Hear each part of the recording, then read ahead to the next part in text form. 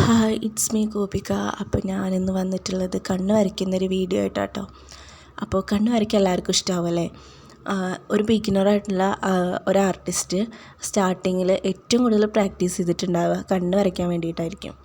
ഞാൻ അങ്ങനെ ആയിരുന്നു, അതുകൊണ്ടാട്ടോ ഞാൻ പറഞ്ഞത്. അപ്പോൾ ഞാൻ കണ്ണിൻ്റെ ഔട്ട്ലൈൻ ഇട്ട് കൊടുക്കുകയാണ്. ആദ്യം കണ്ണിൻ്റെ രണ്ട് സൈഡും വരഞ്ഞു. ഞാൻ ഫ്രീ ഹാൻഡായിട്ടാണ് വരയണം കേട്ടോ. നമ്മളെപ്പോഴും ഫ്രീ ഹാൻഡായി വരയുന്നതായിരിക്കും ഏറ്റവും നല്ലത്. ഞാൻ ഏത് ചിത്രവും ഞാൻ ഫ്രീ ഹാൻഡായിട്ട് വരഞ്ഞ് പഠിച്ച് വന്ന ഒരാളാണ് കേട്ടോ. അതുകൊണ്ടാണ് ഞാനങ്ങനെ പറയാൻ കാരണം. നമ്മൾ ഫ്രീ ഹാൻഡായി വരയുമ്പോൾ മാത്രമാണ് നമുക്ക് എന്താ പറയുക, പുറത്ത് ചെന്ന് നമുക്ക് പെട്ടെന്നൊരു ചിത്രം വരയ്ക്കാൻ പറഞ്ഞു കഴിഞ്ഞിട്ടുണ്ടെങ്കിൽ നമുക്ക് ചിത്രം വരയ്ക്കാൻ വേണ്ടി പറ്റുള്ളൂ. അതേപോലെ തന്നെ ഇപ്പോൾ ഒരുപാട് മെത്തേഡും കാര്യങ്ങളൊക്കെ ഉണ്ട്. പക്ഷെ എനിക്ക് ആ മെത്തേഡൊന്നും കൂടുതൽ ഞാനങ്ങനെ യൂസ് ചെയ്യാറില്ല. അറിയാം, പക്ഷേ യൂസ് ചെയ്യാറില്ല. അപ്പോൾ ഞാൻ കണ്ണ് വരയാണ്. കണ്ണിൻ്റെ ഔട്ട്ലൈൻ ആദ്യം ഇട്ട് കൊടുത്തു. അതേപോലെ തന്നെ കണ്ണ് വരയുന്ന സമയത്ത് എപ്പോഴും ശ്രദ്ധിക്കേണ്ട ഒരു കാര്യം, നമ്മൾ റിയലിസ്റ്റിക് ആക്കിയിട്ട് വരയാനാണല്ലോ നമ്മൾ നോക്കുന്നത്. അപ്പോൾ കണ്ണിനുള്ളിൽ കൃഷ്ണമണിയാണ് ഇമ്പോർട്ടൻ്റ് ആയിട്ടുള്ള ഒരു കാര്യം എന്ന് പറഞ്ഞാൽ. കണ്ണിനുള്ളിലെ കൃഷ്ണമണിയിൽ ഉള്ളിൽ ഒരു റൗണ്ട് ഭാഗമുണ്ട്, ഡാർക്കായിട്ടുള്ള റൗണ്ട് ഭാഗം. അതേപോലെ തന്നെ കണ്ണിനുള്ളിൽ കൃഷ്ണമണിക്കുള്ളിൽ ലൈറ്റ് അടിക്കുന്ന ഒരു ഭാഗമുണ്ട്. ആ ഭാഗത്തിന് നമ്മൾ വരഞ്ഞു കഴിഞ്ഞാൽ മാത്രമേ കണ്ണ് റിയലിസ്റ്റിക് ആയിട്ട് തോന്നുള്ളൂ. അപ്പോൾ ഞാനിവിടെ ആ റൗണ്ട് ഭാഗത്തിൽ ആദ്യം ഒന്ന് ഡാർക്കാക്കി കൊടുത്തിട്ടുണ്ട് കൃഷ്ണമണിയുടെ ഉള്ളിൽ. അതിന് ഡാർക്കാക്കിയതിന് ശേഷം ഒരു ബ്രഷ് വെച്ചിട്ട് ഞാനത് ബ്ലെൻഡ് ചെയ്ത് കൊടുക്കുന്നുണ്ട്. എന്നിട്ട് ഞാൻ എന്താ ചെയ്യുന്നത് വെച്ചാൽ ആ കൃഷ്ണമണിയുടെ ആ മൊത്തത്തിലുള്ള റൗണ്ട് ഭാഗം ഉണ്ടല്ലോ, അത് ഞാൻ ഒന്നും കൂടി ഡാർക്കാക്കിയിട്ട് അതിൻ്റെ ഉള്ളിൽ ജസ്റ്റ് ഹാച്ചിങ് പോലെ ചെയ്യുന്നുണ്ട്. ജസ്റ്റ് ഹാച്ചിങ് പോലെ ചെയ്താൽ മതി. അപ്പോഴാണ് ആ ഒരു ഫീൽ വരുള്ളൂ. അത്രത്തോളം ആ ഉള്ളിലെ റൗണ്ടിൻ്റെ അത്ര തന്നെ ഡാർക്ക്നെസ് വേണ്ട. എന്നിട്ട് ഞാൻ ആ റൗണ്ട് ഭാഗം മൊത്തം ഒന്ന് ഡാർക്കാക്കി കൊടുക്കുന്നുണ്ട്. അപ്പോൾ കൃഷ്ണമണിയുടെ ഉള്ളിലും സ്റ്റാർട്ടിങ്ങിലും നല്ല ഡാർക്കായിട്ടുണ്ടായിരിക്കും. കണ്ടോ, ഉള്ളിൽ നല്ല ഡാർക്ക് ഉണ്ട്. അതുപോലെ തന്നെ സ്റ്റാർട്ടിങ്ങിലെ റൗണ്ടിലും നല്ല ഡാർക്കാക്കി ഉണ്ടായിരിക്കും. ഇനി എന്താ ചെയ്യണമെന്ന് വെച്ചാൽ അപ്പോഴാണ് നമുക്ക് എന്താ പറയുക, ആ ഒരു ഫീൽ വരുള്ളൂ, കൃഷ്ണമണിയുടെ ആ ഒരു റിയലിസ്റ്റിക് ആയിട്ട് നമുക്ക് തോന്നുള്ളൂ.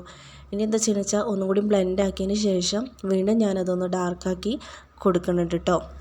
അതേപോലെ തന്നെ നമ്മളിപ്പോൾ ഏതൊരു ചിത്രം വരയാണെങ്കിലും, കണ്ണാണെങ്കിലും അതുപോലെ തന്നെ ഇനി ഫ്രീ ഹാൻഡായിട്ട് വരയാണെങ്കിലും എപ്പോഴും നമ്മൾ ചൂസ് ചെയ്യുന്നത് ഫ്രീ ഹാൻഡായിട്ടായിരിക്കണം. കാരണം എന്താണെന്ന് വെച്ചാൽ ഫ്രീ ഹാൻഡായി വരയുമ്പോൾ ഒരുപാട് മിസ്റ്റേക്ക് ഉണ്ടാവും.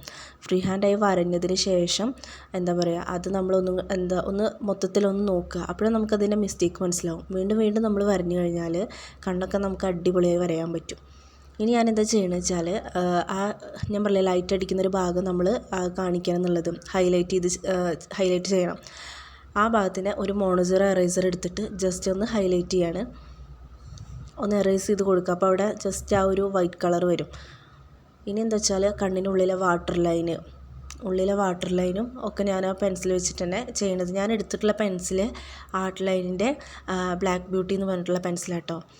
ഞാൻ ഇന്നലെ ഒരു ഷോർട്ട്സ് ഇട്ടിട്ടുണ്ടായിരുന്നു. അപ്പോൾ അതിൽ പറഞ്ഞിട്ടുണ്ടായിരുന്നു ഈ പെൻസിൽ വെച്ചിട്ട് നമുക്ക് ഒരുപാട് ചിത്രങ്ങൾ വരയ്ക്കാൻ പറ്റും. ഡാർക്ക് ആക്കാനും അതേപോലെ തന്നെ ഡാർക്ക്നെസ് കുറച്ചിട്ടൊക്കെ നമുക്ക് ചെയ്യാൻ പറ്റും. നല്ലൊരു അടിപൊളി പെൻസിലാണ്. പിന്നെ ഞാൻ ചെയ്യുന്നത് കണ്ണിൻ്റെ മുകളിലത്തെ ലൈനാണ്. കണ്ണിൻ്റെ മുകളിലത്തെ ലൈൻ ഒന്നും കൂടി ഡാർക്ക് ആക്കിയതിന് ശേഷം ജസ്റ്റ് ഒന്ന് ബ്ലെൻഡ് ചെയ്ത് കൊടുക്കുകയാണ്. ഇപ്പോൾ കണ്ടോ, കണ്ണിൻ്റെ ആ ഒരു റിയലിസ്റ്റിക് ആയിട്ടുള്ള ആ ഒരു ഭംഗി നമുക്ക് വന്നു തുടങ്ങി. ഒന്നുകൂടി ഞാനത് ഡാർക്കാക്കി കൊടുക്കുന്നുണ്ട്.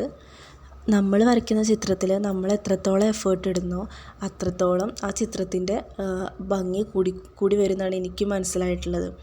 കാരണം എന്താ വെച്ചാൽ ഞാൻ ചെറുപ്പം മുതലേ വരയുന്ന ഒരാളായിരുന്നു. പക്ഷേ തീരെ ക്ഷമയില്ലാത്ത ഒരാളാണ്. എനിക്ക് ചിത്രം വരയുമ്പോൾ എന്താ പറയുക, പെട്ടെന്ന് തന്നെ അത് കംപ്ലീറ്റ് ആക്കണം എന്നുള്ളൊരു മെൻറ്റാലിറ്റി ആയിരുന്നു. പക്ഷേ പെട്ടെന്ന് തന്നെ അത് കംപ്ലീറ്റ് ആക്കാൻ എന്നെക്കൊണ്ട് പറ്റുന്നുണ്ടായിരുന്നില്ല. അതുകൊണ്ട് തന്നെ ആ ചിത്രത്തിൻ്റെ ഭംഗി ഞാൻ എന്തെങ്കിലുമൊക്കെ വരഞ്ഞ് ചെയ്യുന്ന പോലെ ആയി പോവുമായിരുന്നു. പക്ഷേ ഞാൻ വരയ്ക്കുന്ന ചിത്രങ്ങളിലൊക്കെ തന്നെയും ഞാൻ അതിൻ്റേതായിട്ടുള്ള ഭംഗി, ഞാൻ അതിനെ ഒരിക്കലും മറ്റൊരു പിക്ചറായിട്ട് കമ്പയർ ചെയ്യില്ല. അതായത് മറ്റൊരു ആർട്ടിസ്റ്റ് വരച്ചിട്ടുള്ള ചിത്രമായിട്ട് ഞാൻ ഒരിക്കലും കമ്പയർ ചെയ്യാത്തതുകൊണ്ട്, ഒരിക്കലും അങ്ങനെ ചെയ്യാൻ പാടില്ല. അങ്ങനെ ചെയ്യാത്തതുകൊണ്ട് ഞാൻ അതിലൊരു ഭംഗി കണ്ടെത്തിയിട്ടുണ്ടായിരുന്നു. പിന്നീട് വരഞ്ഞാണ് ഞാനും ഇപ്പോൾ ഈ ഒരു എന്താ പറയുക, ഫ്രീ ഹാൻഡായിട്ട് ചിത്രം വരയ്ക്കാൻ വേണ്ടിയിട്ട് പഠിച്ചത്. പിന്നെ ഇനി ഞാൻ അടുത്ത വീഡിയോയിൽ ഞാൻ ഫ്രീ ഹാൻഡായി ചിത്രം വരയ്ക്കാൻ വേണ്ടിയിട്ടുള്ള കുറച്ച് പ്രാക്ടീസ് പ്രാക്ടീസ് അതെങ്ങനെ ചെയ്യണം എന്നുള്ളത് വീഡിയോ ആയിട്ട് ചെയ്യാം കേട്ടോ. അപ്പോൾ ഞാനിതാ കൃഷ്ണമണിയും കാര്യങ്ങളും വാട്ടർ ലൈനും ഒക്കെ നല്ല ഡാർക്കാക്കി കൊടുത്തിട്ടുണ്ട്. കണ്ണിൻ്റെ കൺപോള കൺപീലികൾ വരയാണ് കേട്ടോ. ഇനിയിപ്പോൾ കൺപീലികൾ ഇതാ കണ്ണിൻ്റെ അടിഭാഗത്തെ കൺപീലിയാണ് വരണ്ടിട്ടുള്ളത്. എന്നിട്ട് ഞാനതിനെ ഒന്നുകൂടി ഡാർക്കായി കൊടുക്കുന്നുണ്ട്.